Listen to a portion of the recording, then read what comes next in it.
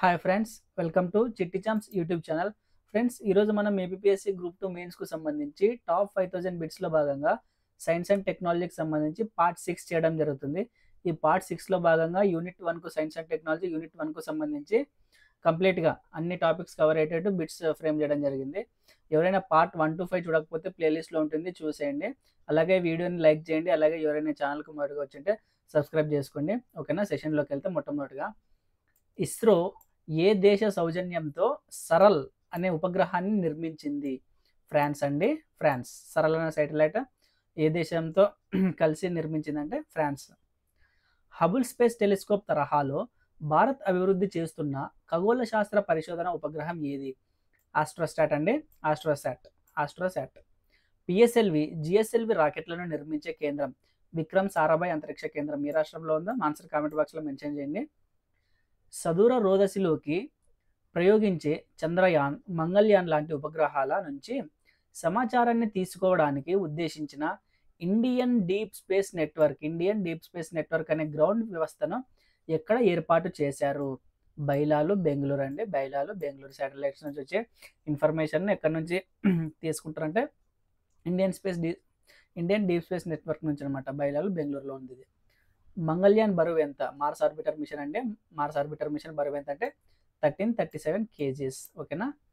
Indian regional navigational satellite system ఇప్పటి వరకు ఎన్ని ఉపగ్రహాలను ప్రయోగించింది? 4 అండి. IRNSS. భారత్ తొలిసారిగా రాకెట్ను ఎప్పుడు ప్రయోగించింది? 1963 నవంబర్ 21న. ఆ శాటిలైట్ పేరేంటో ఆన్సర్ కామెంట్ బాక్స్లో మెన్షన్ చేయండి. ఇస్రో వాణిజ్య విభాగం ఏది? యాంట్రిక్స్ కార్పొరేషన్ అండి. యాంట్రిక్స్ కార్పొరేషన్. యూరోపియన్ యూనియన్ అభివృద్ధి చేస్తున్న ఉపగ్రహ నావిగేషన్ వ్యవస్థ, శాటిలైట్ నావిగేషన్ సిస్టమ్ అండి గెలీలియో. నాసా ప్రయోగించిన ఏ ఉపగ్రహం సౌర వ్యవస్థ వెలుపల అంతర్నక్షత్ర ప్రాంతానికి చేరింది? వైజర్ అండి. వైజర్. ఇండియన్ రీజనల్ నావిగేషనల్ శాటిలైట్ వ్యవస్థ భారత భూభాగ సరిహద్దుల నుంచి ఎంత దూరం వరకు సేవలు అందిస్తుంది? వెరీ వెరీ ఇంపార్టెంట్ అండి. 1500 కిలోమీటర్స్. ఉపగ్రహ ఆధారిత నావిగేషన్ వ్యవస్థలో సేవలకు కనీసం ఎన్ని ఉపగ్రహాలు అవసరం? 4 శాటిలైట్స్ అండి. కమ్యూనికేషన్కి అట్లీస్ట్ 4 శాటిలైట్స్ కావాలి. ఓకేనా? ఇస్రో ప్రయోగించిన స్పాట్ 6, స్పాట్ 7 ఉపగ్రహాలు ఏ దేశానికి చెందినవి? ఫ్రాన్స్ దేశానికి అండి. ఫ్రాన్స్ దేశానికి. IRNSS ఐడి ఉపగ్రహం బరువు ఓకేనా 1425 kgs అండి. 1425 kgs. దేశీయ క్రయోజనిక్ ఇంజన్ను విజయవంతంగా ప్రయోగించిన నౌక GSLV D5. ఉపగ్రహ ఆధారిత విమానయానానికి ఉద్దేశించిన వ్యవస్థ గగన్యాన్ మిషన్ అండి. గగన్యాన్ మిషన్. తొలిసారిగా GPSను అభివృద్ధి చేసిన దేశం అమెరికా అండి. అమెరికా. మార్స్ 1 కార్యక్రమానికి భారత్ నుంచి 3 ఎంపిక అయ్యారు. ఆ 3 పేర్లు ఏంటి అంటే రితికా సింగ్, శ్రద్ధా ప్రసాద్, తరంజిత్ సాంగ్ బటియా. అమెరికా అభివృద్ధి చేసిన గ్లోబల్ పొజిషనింగ్ సిస్టంలోని ఉపగ్రహాల సంఖ్య అమెరికా జీపీఎస్లో ఎన్ని శాటిలైట్స్ ఉన్నాయంటే 24 శాటిలైట్స్ ఉన్నాయండి. Indian institute of remote sensing ఎక్కడ కలదు? డెహ్రాడూన్ అండి. చంద్రయాన్ 1 ప్రయోగాన్ని ఏ సంవత్సరంలో నిర్వహించారు? 2008. 4500 నుంచి 5000 కిలోల బరువు ఉన్న ఉపగ్రహాలను సైతం ప్రయోగించగలిగే భారత అంతరిక్ష నౌక పిఎస్ఎల్వి ఎక్సెల్. జిఎస్ఎల్వి కార్యక్రమం ఎప్పుడు మొదలైంది? 1990 అండి.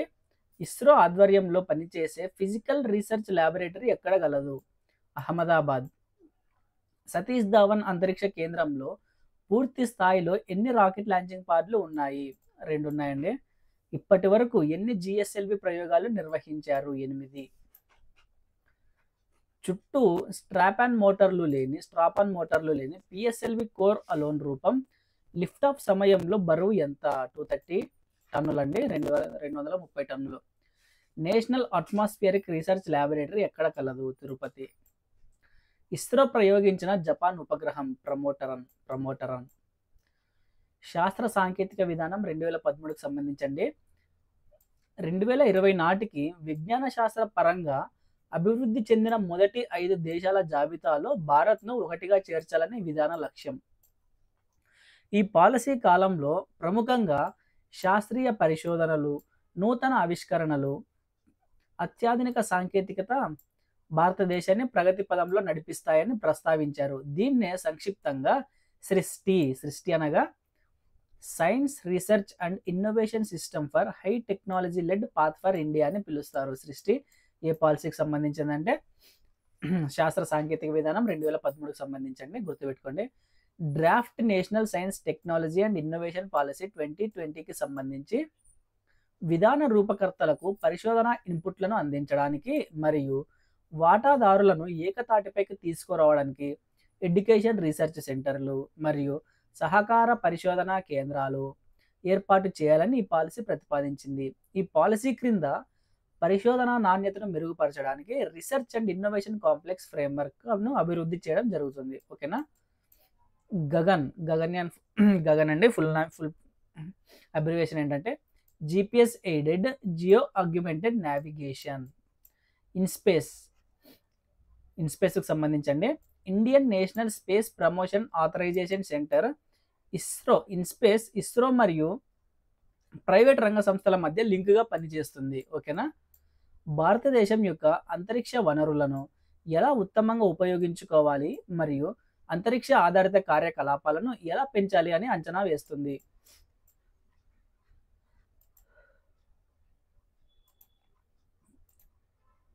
Sorry friends. Integrated guided missile development programme IGMDP అనేది భారతదేశ రక్షణ పరిశోధన అభివృద్ధి సంస్థ DRDO చే నిర్వహించబడిన ఒక కార్యక్రమం. IGMDP గురించి ఫ్రెండ్స్. ఈ కార్యక్రమం యొక్క లక్ష్యం వివిధ రకాల క్షిపణులను అభివృద్ధి చేయడం. IGMDP యొక్క ప్రధాన ఫలితాలు. ఓకేనా. పృథ్వీ క్షిపణి, అగ్ని క్షిపణి, ఆకాశ్ క్షిపణి, త్రిశూల్, అలాగే నాగ్ క్షిపణి. టోటల్ 5 మిసైల్స్ డెవలప్ చేశారు IGMDP ప్రోగ్రామ్ ద్వారా. ఓకేనా. కూడంకులం అణు విద్యుత్ కేంద్రం ఎవరి సహకారంతో నిర్మించారు? అమెరికా. తారాపూర్ మొదటి అణు విద్యుత్ కేంద్రాన్ని ఎవరి సహకారంతో నిర్మించారు? జపాన్. కాక్రపార్ విద్యుత్ కేంద్రం ఎక్కడ కలదు? గుజరాత్. కూడంకులం అణు విద్యుత్ కేంద్రం ఎక్కడ కలదు? తమిళనాడు అండి.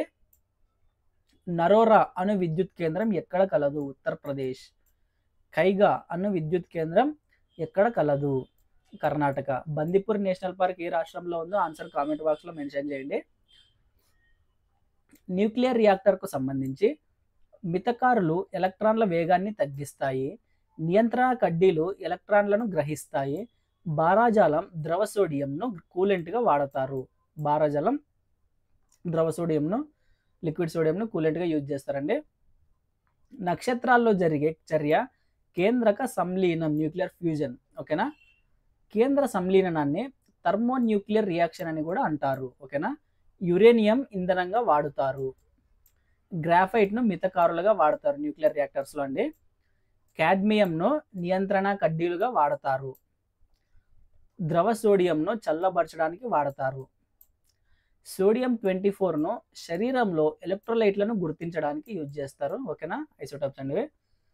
అయోడిన్ 131 ఎక్కడ యూజ్ చేస్తారంటే థైరాయిడ్ క్యాన్సర్ చికిత్సకు యూజ్ చేస్తారు. అలాగే సీజియం 131ను బ్రాకీ థెరపీలో వాడతారండి. Brachy therapy. ఐరన్ 59 దేంట్లో యూజ్ చేస్తారండి? ప్లీహంలో ఇనుమ జీవక్రియను తెలుసుకోవడానికి. ప్లీహంలో ఐరన్ మెటబాలిజంను తెలుసుకోవడానికి యూజారండి. హోల్మియం 166 కాలేయ క్యాన్సర్ చికిత్సకు యూజ్ చేస్తారండి. రేడియో కార్బన్ శిలాజాల వయస్సును గుర్తించడానికి. ఓకేనా. రేడియో యురేనియం శిలల వయస్సును గుర్తించడానికి యూజ్ చేస్తారండి. రేడియో కోబాల్ట్ ఎక్కడ యూజ్ చేస్తారండి? క్యాన్సర్ చికిత్సకు. రేడియో సోడియం రక్త ప్రసారంలో ఆటంకాన్ని గుర్తించడానికి అండి. Radio sodium. రేడియో ఐరన్ శరీరంలో రక్త పరిమాణాన్ని గుర్తించడానికి. మొక్కల్లో ఎరువుల శోషణను గమనించడానికి ఏమి వాడతారు? రేడియో ఐసోటోపులు వాడతారండి. Global centre for nuclear energy పార్ట్నర్షిప్కు సంబంధించి దీని ప్రధాన కార్యాలయం ఎక్కడ ఉందంటే హర్యానాలోనే బహదర్గఢ్లో ఉంది. Uranium corporation of India limited ఎక్కడ ఉందండి? Jaduguda. Board of radiation and isotope technology ఎక్కడ ఉందండి? Mumbai. Nuclear power corporation of India limited ముంబైలో ఉందండి. మొదటి బారాజాల కర్మాగారాన్ని ఎక్కడ ఏర్పాటు చేశారు? Nangal, Punjab.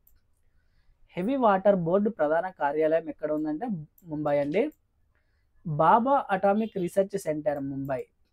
Nuclear fuel complex ఎక్కడ ఉందంటే హైదరాబాద్ అండి, గుర్తుపెట్టుకోండి ఇది. Indira Gandhi centre for atomic research ఎక్కడ ఉందండి? Kalpakkam. Centre for advanced technology Indore. Centre for advanced technology Indore.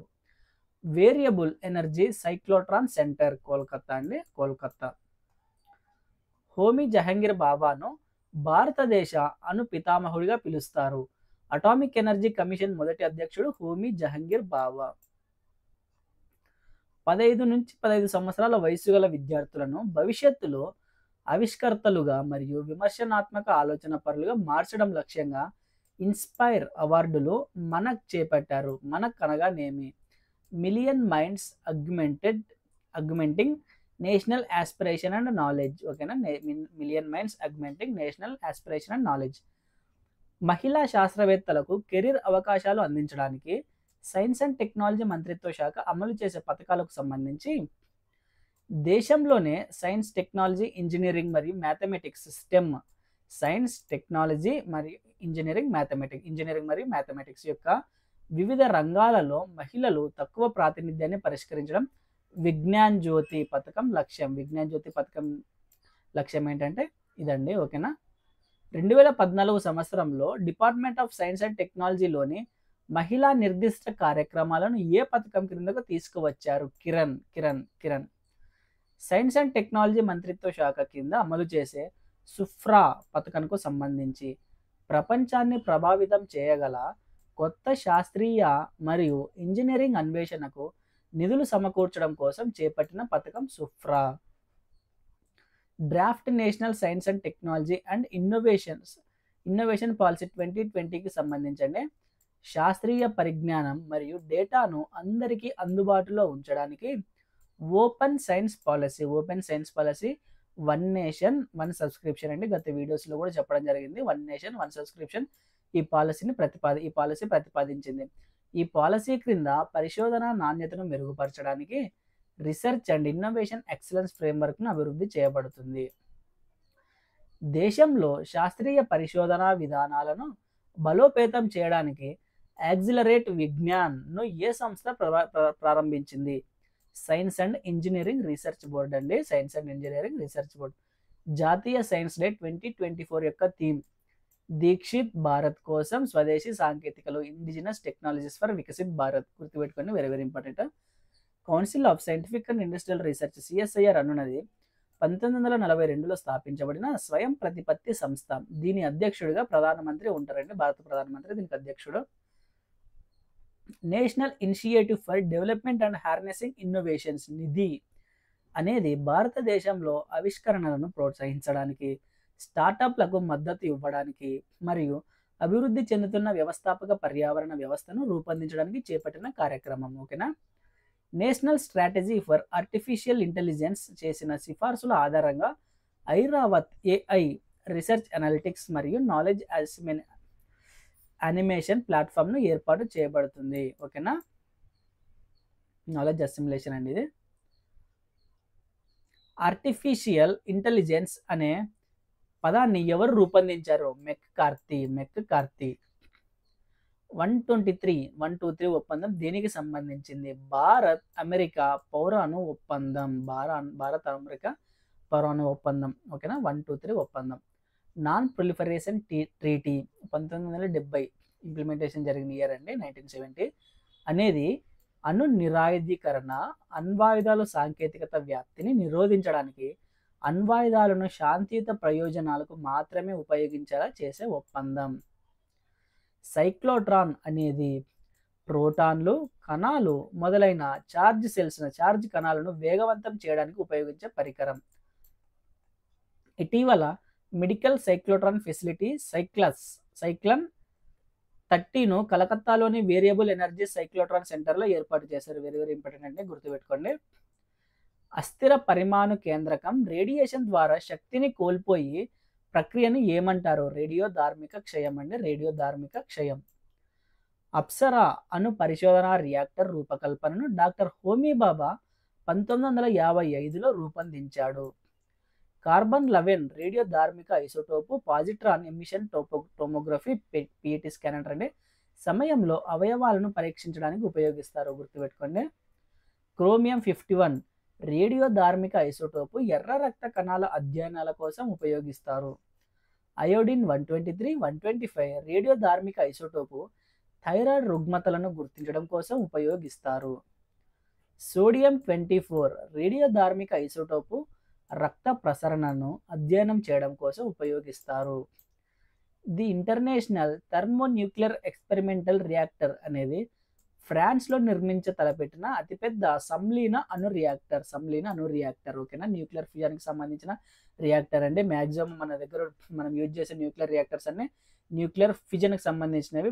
మొట్టమొదటిగా న్యూక్లియర్ ఫ్యూజన్కి సంబంధించిన రియాక్టర్ వచ్చేసి ఫ్రాన్స్లో డెవలప్ చేస్తున్నారు. ఓకేనా, very very very very important, గుర్తుపెట్టుకోండి. ఓకేనా, దేశం యొక్క ప్రయోజనం కోసం అణుశక్తిని ఉపయోగించుకునే ప్రయత్నాన్ని తీవ్రతరం చేయడానికి భారతదేశ ప్రతిష్టాత్మక అణు కార్యక్రమానికి అవసరమైన పరిశోధన కార్యక్రమం కోసం హోమీ జహంగీర్ బాబా జనవరి 3, 1954న అటామిక్ ఎనర్జీ ఎస్టాబ్లిష్మెంట్ ట్రాంబేని స్థాపించారు. ప్రధాన యురేనియం నిక్షేపాలు ఉన్న ప్రాంతాలన్నీ జార్ఖండ్లోని సింగ్భూమ్ మరియు హజీరాబాద్ జిల్లాలు, బీహార్లోని గయా జిల్లా మరియు ఉత్తరప్రదేశ్లోని సహరాన్పూర్ జిల్లాలో ఉన్నాయి, గుర్తుపెట్టుకోండి.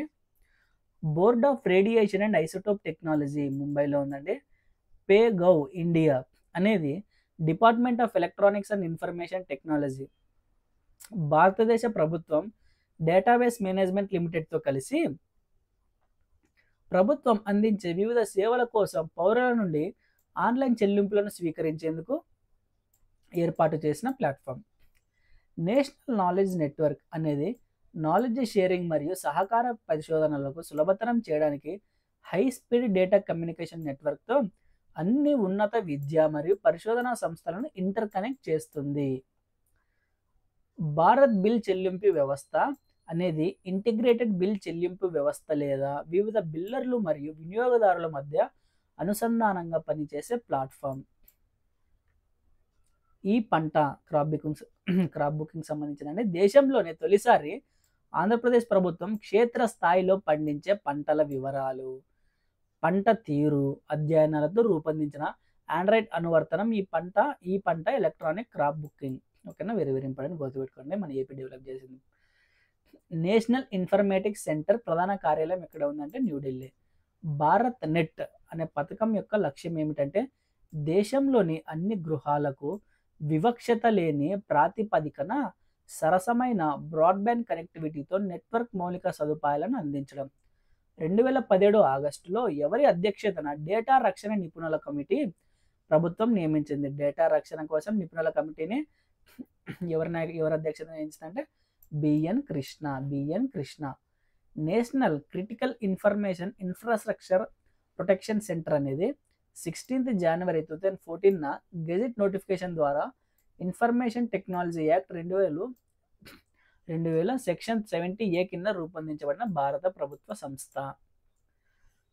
భారతదేశంలో బోట్నెట్ ఇన్ఫెక్షన్లను గుర్తించడం ద్వారా సురక్షితమైన సైబర్ స్థలాన్ని సృష్టించడం సైబర్ స్వచ్ఛతా కేంద్రం, బోట్నెట్ క్లీనింగ్ మరియు మాల్వేర్ అనాలిసిస్ సెంటర్ యొక్క లక్ష్యం. ఓకేనా, గుర్తుపెట్టుకోండి.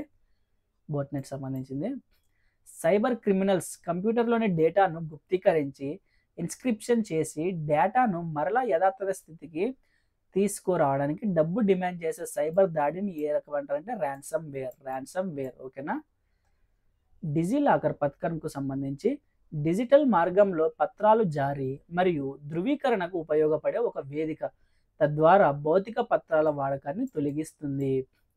ఆధార్ ఎనేబుల్డ్ పేమెంట్ సిస్టమ్కు సంబంధించి ఆధార్ నంబర్ సహాయంతో ఒక ఖాతా నుంచి మరొక ఖాతాకు డబ్బులు కూడా బదిలీ చేయవచ్చును. డిజిటల్ ఇండియా బ్రాడ్బ్యాండ్ హైవే పథకంకు సంబంధించి బ్రాడ్బ్యాండ్ ఫర్ ఆల్ అర్బన్ కింద వర్చువల్ నెట్వర్క్ ఆపరేటర్లు నెట్వర్క్ ఇన్ఫ్రాస్ట్రక్చర్ లేకుండా టెలికాం సేవలను అందించే కంపెనీలు కొత్త పట్టణ ప్రాంతాలలో సేవలు అందిస్తాయి. డిజిటల్ ఇండియా ప్రోగ్రామ్ కిందండి. ఓకేనా, ప్రపంచంలో మొట్టమొదటి సూపర్ కంప్యూటర్ను రూపొందించింది Seymour Cray. Drone detect, detector and destroy system అనేది భారత సాయుధ దళంలోకి చేర్చబడిన మొట్టమొదటి దేశీయంగా అభివృద్ధి చేయబడిన యాంటీ డ్రోన్ సిస్టమ్ అండి. Very very very very important, ఖచ్చితంగా బిట్ ఎక్స్పెక్ట్ చేయొచ్చు. నిర్భయ్ ఒక దూర పరిధి సబ్సోనిక్ క్రూయిజ్ క్షిపణి. దీనిని భారత రక్షణ పరిశోధన అభివృద్ధి సంస్థ అభివృద్ధి చేసింది. టార్పెడో అనేది నీటి అడుగున కాల్చే ఒక రకమైన క్షిపణి లేదా బాంబు. యాంటీ శాటిలైట్ వ్యవస్థ మిషన్ శక్తి అండి. ఇది కదులుతున్న ఉపగ్రహాలపై దాడి చేసేందుకు తయారు చేసిన క్షిపణి ఆధారిత వ్యవస్థ. వార్తల్లో ఉన్న స్వాతి అనేది దేనికి సంబంధించింది? Weapon locating radar. స్వాతి అనేది ఒక రాడార్ అండి. భారత రక్షణ పరిశోధన అభివృద్ధి సంస్థ అభివృద్ధి చేసిన మానవరహిత వైమానిక వాహనాలు ఏవి? లక్ష్య, నేత్ర, రుస్తం, నిశాంత్. ఓకేనా? ఇవి ఫ్రెండ్స్ ఇవాళ యూనిట్ 1కి సంబంధించి సైన్స్ అండ్ టెక్నాలజీ యూనిట్ 1కి సంబంధించి bits, maximum important bits cover చేసాము. అలాగే నెక్స్ట్ రానున్న వీడియోస్లో కూడా అన్ని యూనిట్స్ని కవర్ చేస్తూ వీడియోలు వస్తాయి. ఎవరైనా ఛానల్కు మొదటిగా వచ్చింటే సబ్స్క్రైబ్ చేసుకోండి, మన వీడియోకి రీచ్ వస్తుంది. అలాగే మీ అభిప్రాయాలను కామెంట్ బాక్స్లో తెలియజేయండి. అలాగే మీరు ఎప్పుడు ఇలాగే సపోర్ట్ చేస్తారని కోరుకుంటున్నాం. Thank you.